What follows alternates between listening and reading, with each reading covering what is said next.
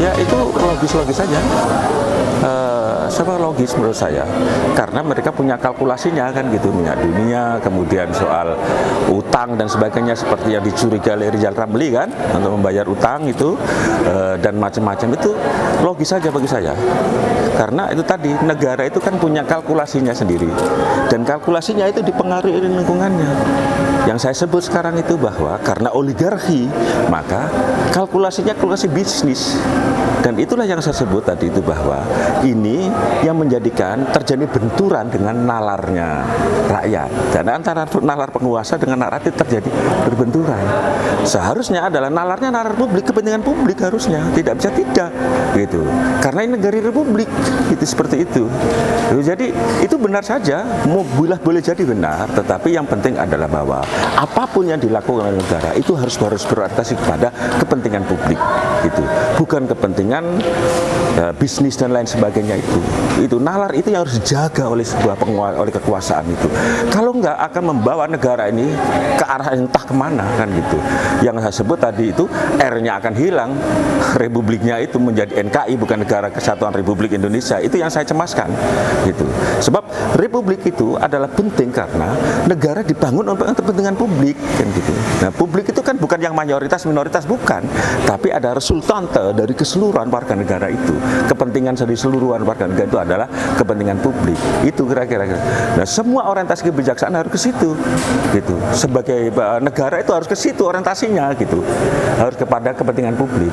Nah, menurut saya sekarang ini yang terjadi adalah benturan tadi itu. Benturan antara nalar penguasa dengan nalar rakyat. Nah, harusnya kan nalar publik yang dipakai, terjadi benturan. Kalau ini terus terjadi, saya yakin akan terjadi kemacetan politik ini. Dan itu bahaya karena semua trennya sama sekarang trennya. Tren di sektor ekonomi juga negatif, sosial begitu, politik begitu. Ini akan mengalami titik kemacetan, dan kalau itu terjadi sangat membahayakan negara negeri ini. Dan karena itu kan saya melalui ini saya menghimbau supaya parlemen segera berunding dengan apa itu namanya presiden, bagaimana mengantisipasi situasi ini. Karena sekarang coba selain tadi itu ya trennya negatif, sekarang lembaga-lembaga negara juga kehilangan legitimasi, kepolisian, kemudian kejaksaan, parlemen, presiden dan lain sebagainya. Ini harus segera ini parlemen itu ngajak presiden bicara gimana ini baiknya. Gitu kira-kira itu yang saran yang saya usulkan begitu kira-kira. Supaya negara ini tidak kehilangan R-nya tadi itu loh. Kalau udah kehilangan itu wah bahaya itu. Jadi supaya tidak menjadi NKI, supaya kita tetap bisa berteriak NKRI harga mati. Kalau udah R-nya hilang gimana? Itu aja saja. Jadi begitu kira-kira. Oke. Terkait BLT Pak, apa sudah tepat Pak apa yang dilakukan oleh pemerintah ini? BLT itu soal tepat dan tidaknya itu tergantung ukurannya. Ukurannya apa? Kalau ukurannya untuk merespon apa itu namanya kebijakan ini, ya tentu kebijakan ini pengaruhnya kan jangka panjang. BLT cuma 4 bulan, ya nggak bisa tepat kalau itu. Tetapi kalau ukurannya untuk meredam reaksi sesak taat. Nah, itu bisa saja, kan begitu. Gitu. Tetapi akibat-akibat yang ditimbulkan itu kan belum tentu, karena hanya 4 bulan kan katanya BLT itu kan. Jadi tepat dan tidaknya tergantung dari ukuran kita. Kalau soal ukurannya itu adalah jumlah orang yang itu ukuran kuantitas itu seperti itu, ya bisa saja dilihat, digelar. Saya tidak tahu datanya itu bagaimana. Tetapi kalau ukuran-ukuran yang sifatnya analitik tadi itu harus ini gitu. Itu menurut saya soal BLT itu. Oke, siap. Terakhir nih Pak, tadi kan Bapak sudah memberikan saran kepada pemerintah langkah yang harus diambil. Untuk publik Pak, untuk kalangan mahasiswa, saran Bapak gimana Pak? Ini kalau publik ini nggak bisa ditahan ini. Publik nggak bisa ditahan nih suasana ini, karena memang tekanan ekonomi luar biasa. Bayangkan sekarang kalau misalnya ke Surabaya 3 bulan yang lalu naik tol, biaya tolnya itu cuma sekitar 600-an. Sekarang hampir 1 juta, belum lagi bensin dan sebagainya. Nah, orang berpacu dengan soal harga-harga ini. Tanpa mahasiswa bergerak pun buruh akan bergerak, rakyat akan bergerak. Karena nalar tadi itu, kalau toh tidak bergerak, pada satu saat kalau ada kasus Billy yang muncul, itu akan terjadi ledakan luar biasa. Sebelum mencapai situ, maka perlu itu diselenggarakan dialog antara parlemen dengan eksekutif, mendiskusikan ini bagaimana negeri ini. Itu yang saya maksud, itu aja poin saya. Ya, sesuatu yang nggak bisa diri karena kan memang sudah diputuskan. Tapi itu tadi saya bilang, kalau kita cek lagi, banyak persoalan yang sebenarnya itu belum terselesaikan dengan baik, khusus secara teknis. Ya, misalnya saya ambil contoh tadi, dia mengatakan bahwa BBM ini, harga ini, penyesuaian ini hanya berlaku bagi di luar angkutan umum dan ojek kan gitu. Tetapi secara teknis bagaimana mengontrol itu? Itu kan belum dijelaskan, ya kan? Kedua, kan ada pihak misalnya yang tidak masuk kategori ya sektor angkutan umum, ya pekerja angkutan umum dan Gojek misalnya, tapi ada pihak lain seperti mahasiswa yang secara ekonomi pas-pasan tapi itu menggunakan kendaraan motor. Apakah ini masuk kategori ya yang di backup dengan subsidi atau tidak? Dan itu banyak loh. Jadi secara teknis ya, unit delivery-nya ini masih problematis menurut saya, dan ini yang harus disiapkan. Artinya kalaupun ini terpaksa, harusnya pemerintah secara teknis operasional sudah disiapkan dengan sebaik mungkin.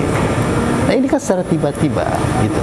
Sebaik apapun kebijakan secara konseptual, kalau teknis operasionalnya tidak disiapkan dengan baik, itu akan menjadi persoalan. Saya kira itu. Terkait BLT, masalah apa yang dilakukan pemerintah yang sudah tepat, Mas? Nah, BLT lagi. Saya kira BLT ini saya bilang hanya sebagai semacam gimmick menurut saya. Karena hanya Rp150.000 per bulan, dan itu hanya sementara selama 4 bulan. Sementara konsekuensi dampak ya dari kenaikan BBM ini itu menurut semua indikator, semua khususnya apa ya, harga-harga barang kebutuhan pokok, dan itu kan nggak mungkin turun lagi. Jadi 150.000 kalau kita breakdown lagi itu kan cuma berapa per hari itu, sementara biaya konsumsi itu terus meningkat gitu. Jadi menurut saya tidak signifikan, dan ini menurut saya bantalan ini harusnya, menurut saya, komentar saya, dinaikkan tidak dinaikannya subsidi BBM ini memang sudah seharusnya. Ini menjadi kewajiban negara. Itu kalau kita lihat dari konstitusi kita. Makanya saya katakan, kalau kita baca konstitusi kita, Undang-Undang 45 kita, dan turunan undang-undangnya, khusus tentang kesejahteraan sosial itu, jelas sekali.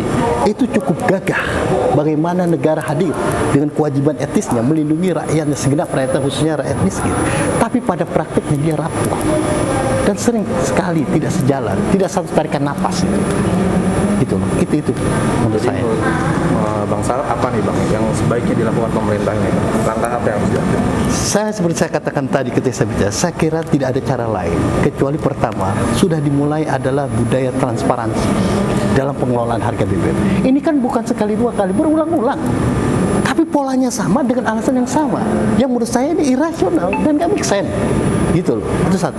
Jadi harus ada transparansi. Kedua, harus mulai ada demokratisasi ekonomi dengan cara apa? Dibuka ruang partisipasi publik.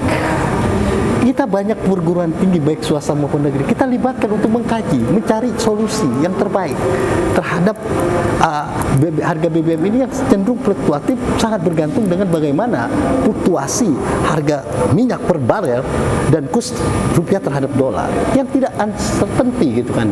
Nah, harus dicari rumusannya. Dengan cara apa? Melibatkan partisipasi publik, dunia kampus, LSM yang memang concern di bidang soal migas dan minyak ini, saya kira.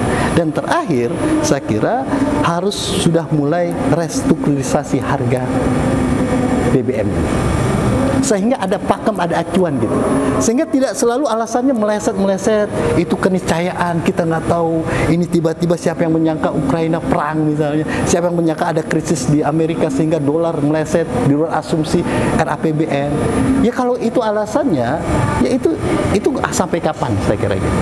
Jadi sudah harus pemerintah ini melakukan transparansi, ya, kemudian melibatkan partai publik dan mencoba merumuskan dari segala persoalan-persoalan ini untuk restrukturisasi harga minyak. Saya kira Itu kan langkah untuk pemerintah ya Mas. Untuk publik, untuk kalangan mahasiswa Mas, apa harus mahasiswa ini, ini menarik pertanyaan. Saya senang sekali dengan pertanyaan ini. Lalu apa yang harus dilakukan? Tugas mahasiswa adalah terus mengadvokasi dan membantu mengkontrol itu dan menyiapkan data itu dan melaporkan baik ke DPR maupun ke instansi terkait yang itu memungkinkan untuk pemerintah segera mengambil aksi. Karena yang sudah terjadi, kebijakan sudah diambil, diputuskan. Maka yang hanya bisa dilakukan adalah pengawasan dan advokasi dan controlling, dan itu tugas mahasiswa.